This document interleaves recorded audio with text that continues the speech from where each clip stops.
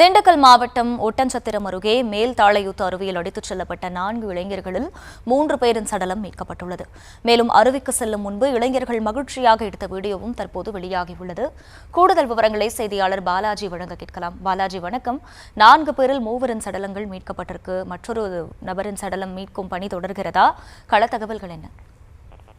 கண்டிப்பாக அகிலா, திண்டுக்கல் மாவட்டம் ஒட்டன்சத்திரம் அருகே விருப்பாச்சி ஊர் அருகில் மேற்கு தொடர்ச்சி மலை அடிவாரம் பகுதியில் உள்ளது மேல்தாளையூத்து அருவி. இங்கு நேற்று மாலை கரூர் மாவட்டம் பள்ளப்பட்டியைச் சேர்ந்த 11 நண்பர்கள் மாலை ஒட்டன்சத்திரம் வனப்பகுதியில் அனுமதியின்றி சென்று தலையூத்து அருவியில் குளித்த போது 11 நண்பர்களில் குளிப்பதற்கு சென்றனர். இதில் சிராஜ் மகன் ஆதில், நாசர் அலி மகன் சதாம் ஹுசேன், ஷேக் அலாவுதீன் மகன் ஆயாஸ், உமர் பாரூக் மகன் பயாஸ் ஆகிய 4 இளைஞர்களும் ஆழமான பகுதிக்கு சென்றதில் நீரில் மூழ்கி பலியாகினர். நேற்று இரவு நீண்ட நேரம் ஆகிவிட்டதால் அடர்ந்த வனப்பகுதி என்பதால் மீட்பு பணி தொய்வு ஏற்பட்டது.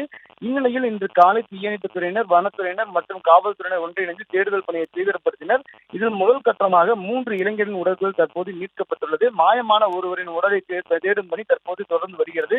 மீட்கப்பட்ட 3 பேரின் உடல்களையும் அடர்ந்த வனப்பகுதி என்பதால் எடுத்து வர தாமதமாகி வருகிறது. இதனிடையே உயிரிழந்த இளைஞர்கள் அருவிக்கு செல்வதற்கு சில நிமிடங்களுக்கு முன்பு தங்களது செல்போனில் எடுத்த வீடியோ ஒன்று தற்போது சமூக வலைதளங்களில் பரவி வருகிறது.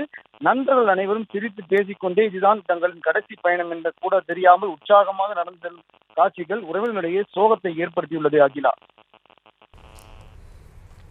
விவரங்களுக்கு நன்றி பாலாஜி.